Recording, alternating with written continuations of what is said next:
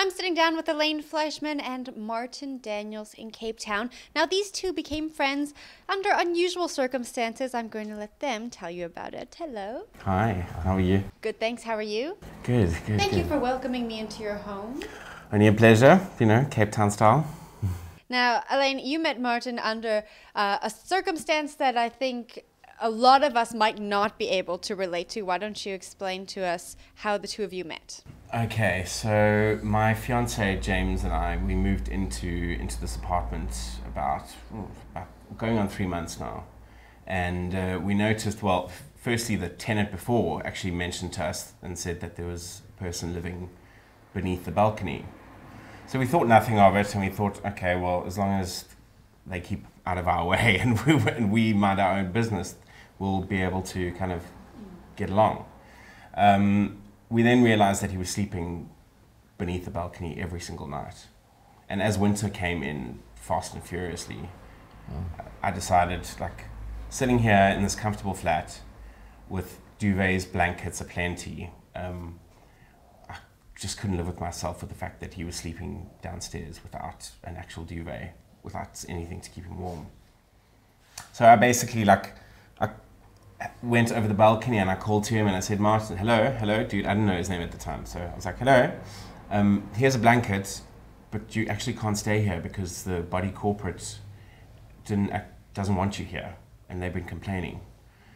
He basically said to me, there's nothing I can do. I've got nowhere to go. Everywhere I go, they chase me away. So over the next few weeks, we noticed that he was there.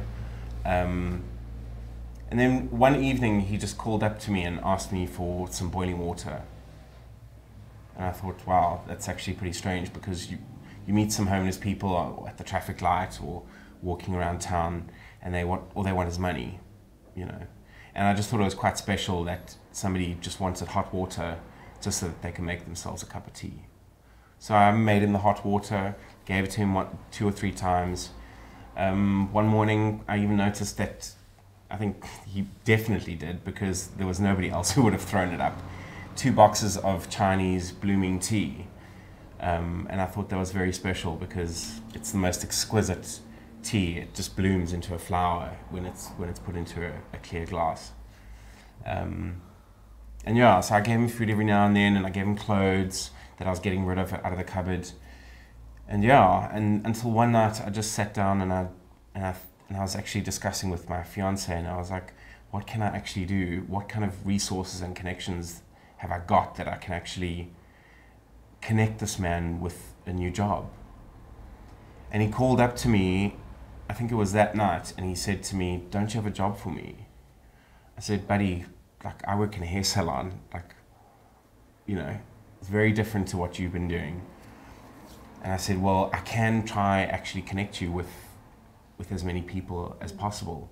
And then I realized, wait a second, Facebook, it's social media at my fingertips, and there are thousands and hundreds of thousands of people that we can actually connect to.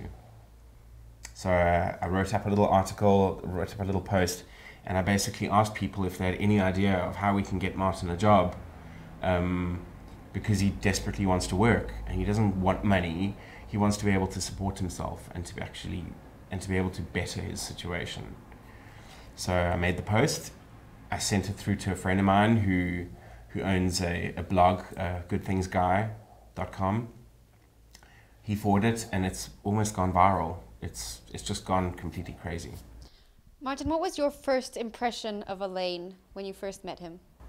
Well, like you said, I had no clue, or we didn't know each other.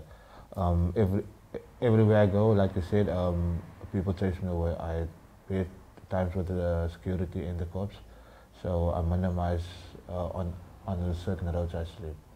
So I was attacked several times already. So one day I was coming here and I saw. And I said, I'm gonna just see for the night, because it's like semi-private, and I started sleeping here. The lady that was here, she was here. I never asked her for anything. When I ask it in the road, they say most of the time the answer is no.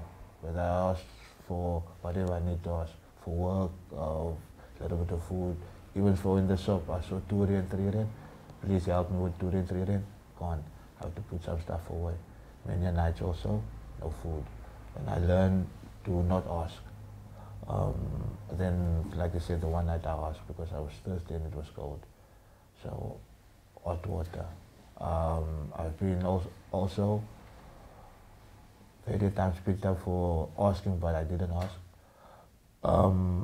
Yes, I do ask for work, but I can't get. I work my way up as a waiter, barman, to a chef. So you were a waiter and a barman at one point. And then what happened?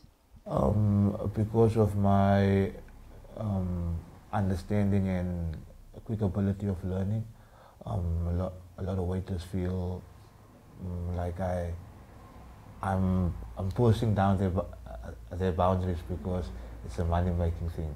They're threatened by you. Yeah. Yes, so that's how I lost most of my jobs. I wasn't fired because it was seasonal, and that's how I grew up. Barman exactly the same. The barman's actually there's more fun in it because you've got a more one-on-one conversation with the customers. So it's more not personal, but it indicates like I'm having a conversation with him and not a full table. You understand? Yeah. And there's a difference of barman. You are more likely to have a chattable time in the bar than having a quiet time. When you have understanding of what your customers is like. It looks like you're really passionate about it. You really want to be in an environment where you can communicate with people and have that interaction. Yes, look, when I learned it, I didn't understand it. And the more I learned, the more I saw interaction. What is it? It's entertainment for not one but for all. There's very people that come there.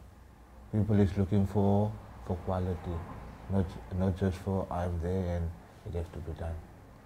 When like a boss asks, do this, yes boss, you do it. The boss comes. It's not to my satisfaction.